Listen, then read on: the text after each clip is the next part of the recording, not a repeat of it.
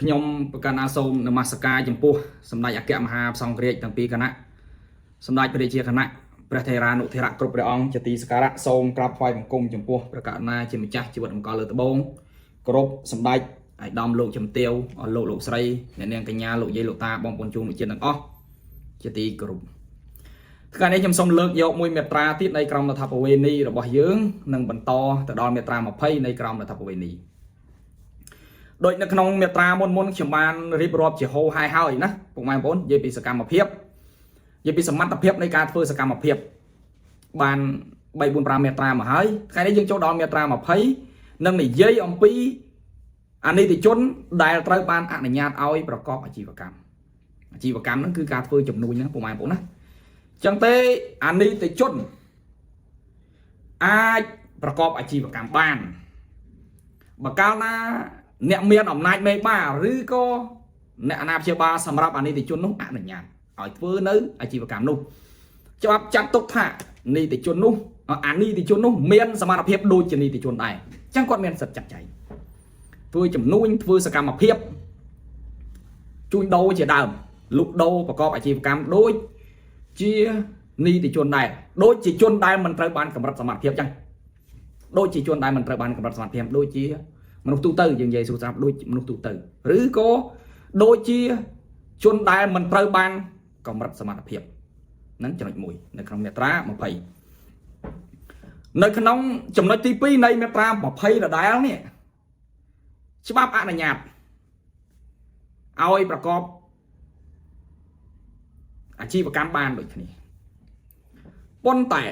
បើកាលណាអនិច្ចជននោះមិនមានសមត្ថភាពនៅក្នុងការវិនិច្ឆ័យធ្វើនៅសកម្មភាពនោះបានទេនិយាយពីវិនិច្ឆ័យនៃសកម្មភាពឬក៏ខ្វះកង្វះសមត្ថភាពចុះពុកម៉ែបងប្អូនណាអ្នកមានអំណាចមេបាឬក៏អ្នកអាណាព្យាបាលសម្រាប់អនិច្ចជនអាចលុបចោលបានឬកម្រិតអនុញ្ញាតត្រឹមតែកម្រិតណាមួយនៃការធ្វើសកម្មភាពរបស់អនិច្ចជននោះនៅក្នុងមាត្រា19បកទៅវិញនៅក្នុងមាត្រា19ការធ្វើសកម្មភាពមានគោលបំណងជាក់លាក់មែនទេចំណុចទី1ចំណុចទី2ឲ្យធ្វើសកម្មភាពបានដោយមិនកំណត់ពីគោលបំណងជាក់លាក់នៅមាត្រា19ដល់ពេលដល់មាត្រា20ឲ្យធ្វើសកម្មភាពបានដោយមានការអនុញ្ញាតអំពីអ្នកមានអំណាចមេបាឬក៏អ្នកអាណាព្យាបាលសម្រាប់អនិច្ចជនឲ្យធ្វើសកម្មភាពឲ្យធ្វើអាជីវកម្មលុកដូរជួញប្រែអីជាដើម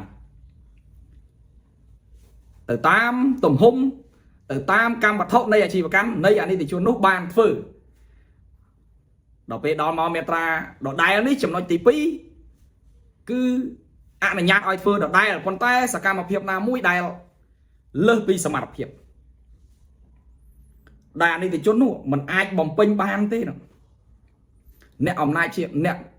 មានអំណាចមេបាឬក៏អ្នកអាណាព្យាបាលសម្រាប់អនិច្ចជនអាចលុបចោលបានឬក៏កម្រិតនៅសកម្មភាពកម្រិតត្រឹមកម្រិតណាមួយនៃអនិច្ចជននោះធ្វើចំណុចដែលពិបាកមកវិញយើងជាអ្នកដែលធ្វើសកម្មភាពជាមួយអ្នកដែលធ្វើចំនួនជាមួយមិនដឹងថាជននោះត្រូវបានកម្រិតត្រឹមណាឬក៏មិនកម្រិតត្រឹមណាចឹងតែវាជាចំណុចមួយដែលពុកម៉ែបងប្អូនតោមានការប្រុងប្រយ័ត្នតិចនៅពេលដែលធ្វើកិច្ចសន្យាដើម្បីការពារផលប្រយោជន៍របស់ពុកម៉ែបងប្អូនមុននឹងធ្វើកិច្ចសន្យាអាជីវកម្មឬក៏ធ្វើសកម្មភាពអាជីវកម្មជាមួយនឹងអនិច្ចជនពុកម៉ែបងប្អូនត្រូវមើលកុំឲ្យខុសនៅក្នុងមាត្រា19និងមាត្រា20ពុកម៉ែបងប្អូនណាកុំឲ្យខុសពីមាត្រា19និងមាត្រា20បើកាលណាពីខុសពីមាត្រា19និងមាត្រា20នាំឲ្យខាតប្រយោជន៍ដល់បងប្អូនដែលធ្វើអាជីវកម្មជាមួយនេះយើងមិនដឹងថាសកម្មភាពណាមួយបានកំណត់ជាក់លាក់ឬក៏មិនជាក់លាក់នឹងតើតែមានអីមកបង្ហាញមែនទេតើមានអីមកបង្ហាញមានជាពិសេសគឺឯកសារមានការទទួលដឹងឮពីអ្នកមានអំណាចមេបាឬក៏អ្នកអាណាព្យាបាលសម្រាប់អនិច្ចជនដើម្បីរឹងមាំទៅធ្វើបែបម៉េចចឹងទេពុកម៉ែបងប្អូនតោមានការប្រុងប្រយ័ត្ននៅចំណុចនេះមុននឹងធ្វើសកម្មភាពអាជីវកម្មធម្មតានៅពេលដែលធ្វើកិច្ចសន្យាឬក៏ធ្វើ អាជីវកម្មតែងតែមានបានសម្គាល់ខ្លួនយើងហៅថាអត្តសញ្ញាណប័ណ្ណឬក៏លិខិតឆ្លងដែននេះអញ្ចឹងយើងមើលទៅតាមហ្នឹងមើលឲ្យបានជាក់លាក់ជាទីបំផុតបើមើលជាក់លាក់ហើយបើសិនជាអានីតិជនបងប្អូនត្រូវមើលថាតើមានលិខិតអនុញ្ញាតដែរឬទេ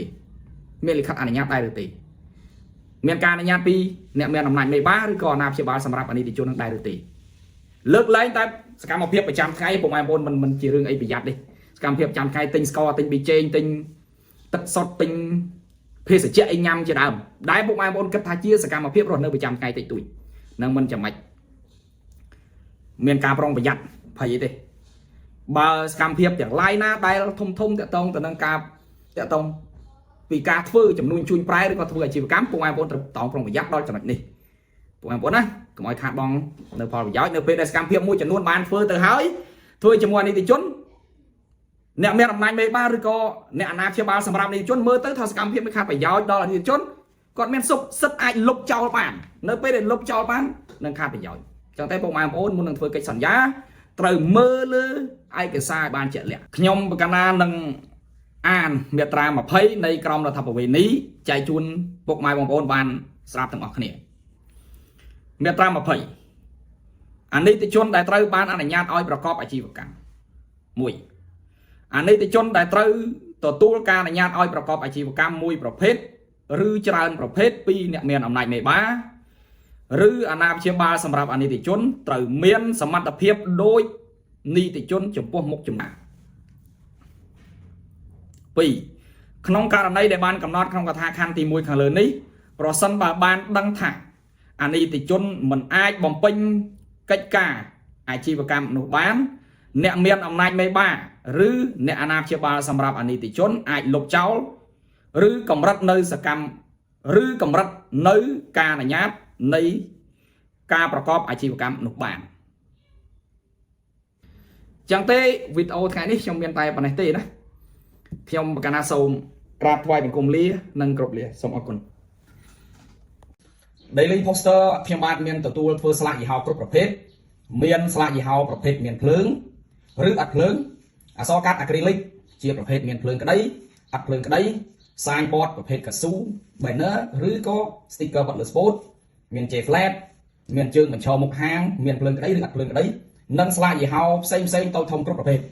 បាទបងប្អូនមានតម្រូវការធ្វើស្លាកយីហោសូមទំនាក់ទំនងកាន់ Daily Poster ខ្ញុំបាទសូមអរគុណ